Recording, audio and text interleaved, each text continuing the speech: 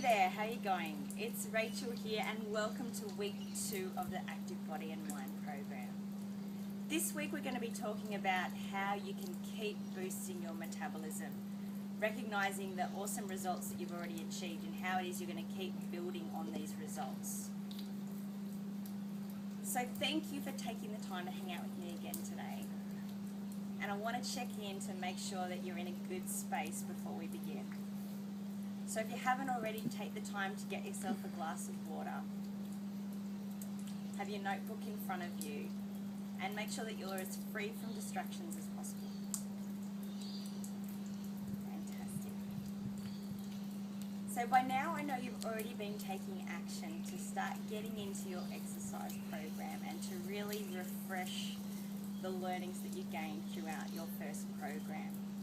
And I know that many of you have already identified the benefits and the improvements that you've already achieved. And I think that so many of you have achieved some really fantastic results.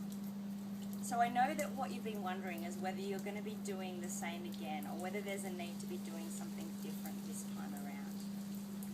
The good news is that if you've already achieved great results from your first or second program, then you can expect to achieve even more fantastic results this time round.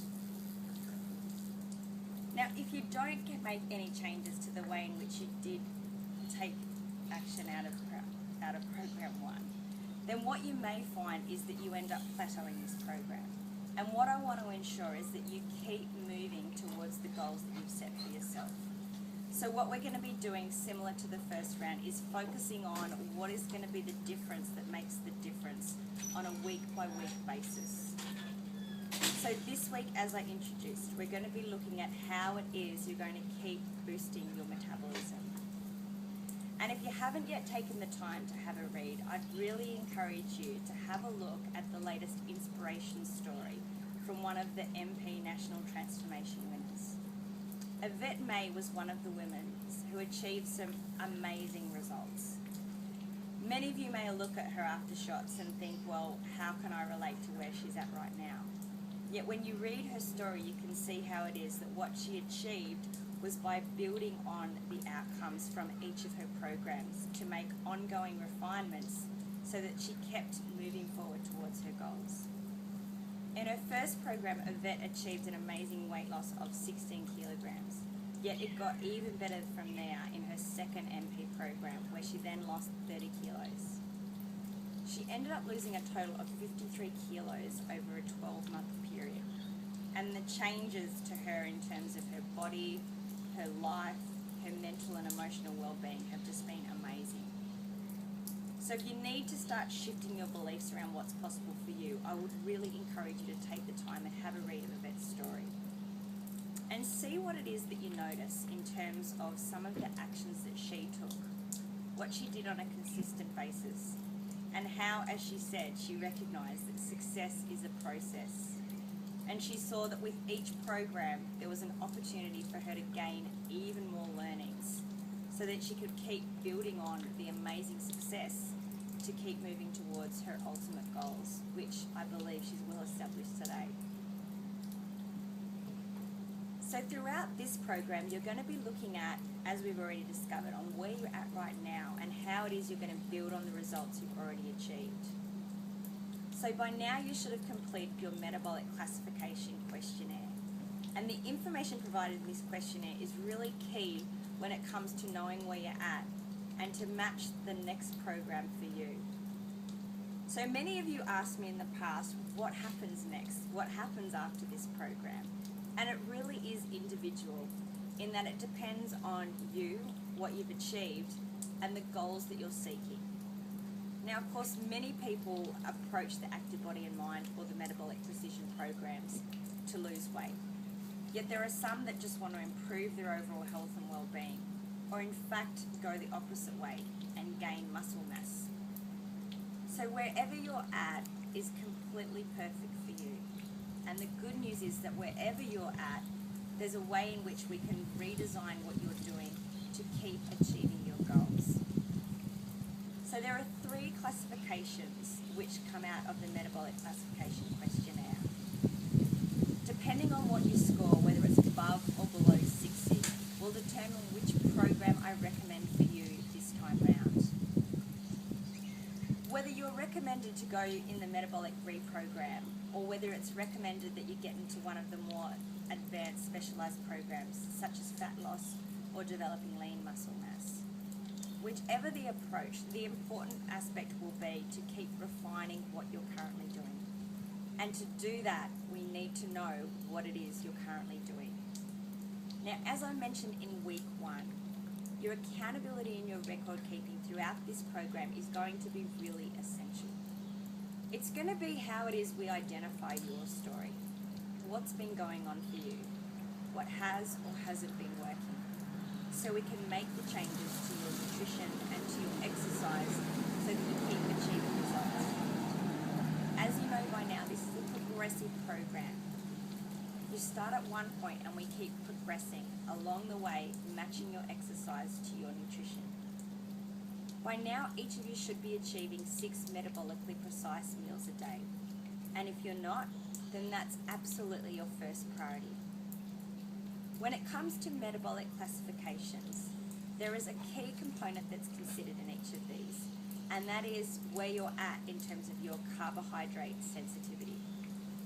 As you learnt throughout the first program, or even the second program, one of the key considerations when it comes to deciding what you're going to eat when is your carbohydrates, and specifically breaking these down into 2 categories, your high and your low energy carbohydrates. So of course your high energy carbohydrates are those that give you a lot of energy for a small amount of food. And the easy way to identify these foods are the ones that come in packets. Generally they've been through a refinement process and they have a high amount of sugar, whether that be natural or added. So for people that fit in the category above 60 points, more than likely you still have what's called a high carbohydrate sensitivity. And this impairs the way in which your body stores and uses food, in particular insulin and glucose. So the key consideration, the key focus we want to be working towards is reducing your carb sensitivity. So to know what carbs you're going to eat when is going to be really key. And if you're finding that you're still slipping in the high energy carbs outside of the window, then this is going to have a big impact on where you're at right now. So your carb sensitivity is going to be a really key factor moving forward in terms of you continuing to achieve your results. Now, if you've already lowered your carb sensitivity, that's fantastic. And we'll also be continuing to realign the action you're taking based on where you're at, your classification. So each of you will receive feedback from me on where you're at based on your classification. So you know what are the refinements you'll be making based on whether you're in category A, B, or C. The interesting thing about eating in a way that's metabolically precise is that it is a lifestyle change. It is about learning the day-to-day tasks you can be taking to create the overall lifestyle that you're seeking. Even when it comes to maintenance of what you've achieved, there's going to be a way in which you can do that, which you ensure that you're going to keep taking the action rather than fall back into old habits.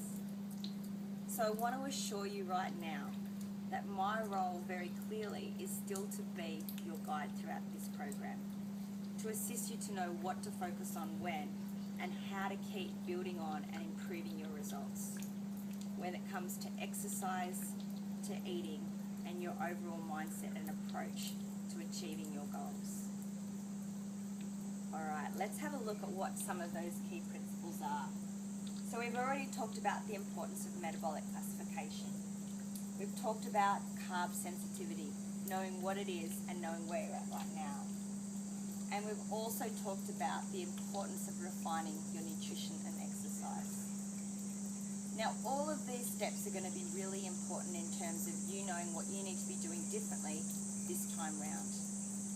Now, to know what to do differently, we need to know where you're at right now. And one of the tools that's really going to assist us to keep making these refinements throughout your program are your weekly plans. Now, I know that for some this may have been a challenge in the past. Yet it's even more important to have this information available right now so that collectively we can work out what's working for you and what we need to refine to keep achieving the results that you're seeking. So today what we're going to do is refresh those steps around weekly planning. And your one action step for this week that I really want you to focus your attention on is developing your weekly plan. So let's have a look at those steps. So the first step is to plan your exercise first, taking into consideration what exercise you're going to be doing each day and when you're going to be doing it. You already have access to your first 2-week exercise program within your client file. And I trust that by now you've each had a chance to review this. So now it's about looking at how this is going to fit within your lifestyle. Where it is you're going to be finding time to exercise each day within your family and your own individual priorities. So one of the ways I went about this was I developed a timetable which included in it all of the various different responsibilities I had. And I looked at where it is I'd be exercising within that timetable. And I then devised my meals according to that. I'll share this with you this week so that you can get a look as to what it might look like for me to see how it might work for you. The second step is to identify your metabolic window. So as you know, when you exercise, you create a metabolic window. And this is a time in which your body actually promotes the use of nutrients for its maximum benefit. And this is the key time to be including your high energy carbohydrates along with feeding the other MP principles. So when you include your high energy carbohydrates at this time, you're really promoting your body's ability to recover, to utilize the energy source to assist you to build muscle and to get back on track so that you're ready for your next workout. So your metabolic window begins 15 minutes before you start exercising and lasts for 3 hours. In this time, as we touched on throughout the first program, you're aiming to eat 2 metabolically precise meals, each with high energy carbohydrates. Now this requires some planning, so I would really encourage you to identify when and what you're going to eat at these times. Your third step to consider is then assigning supplementation.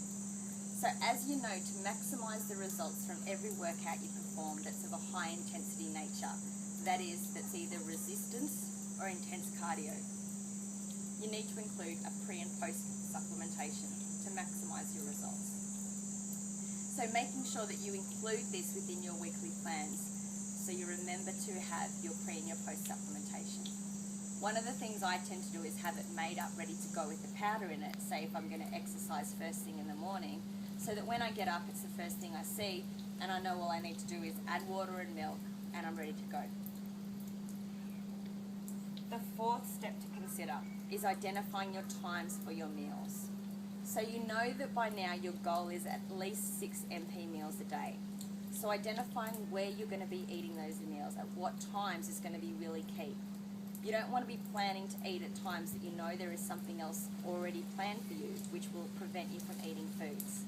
So one of the key considerations that I need to make is ensuring I'm not planning meals at the same time as delivering fitness classes or meeting clients. So seeing how it fits within my overall timetable is really important for me, as it will be important for you. And then identifying times for your meals within the window. So looking at what you're going to be eating when, and then after that identifying your meals outside of. Okay, so we're back again. So that was the steps that you're going to be taking this week to ensure that you achieve the action, your major goal for this week, which is to complete your weekly plan. So now what I want you to do is to identify when you're going to be developing this weekly plan, what tools, what information you're going to need so that you're able to sit down and complete that plan. Once you have, save it in your client file so that I can review the plan and provide you with some feedback, and we can keep producing plans each week to keep refining what it is you're doing. If you'd like to have a look at how it is that plans are being produced by others, you can have a look at examples saved in your Metabolic Precision Tools folder from Shah and myself. in terms of how it is that we've produced weekly plans that work for us. So I want you to really enjoy taking the time to plan your meals this week. To notice how this gives you the opportunity to actually get excited about eating different foods.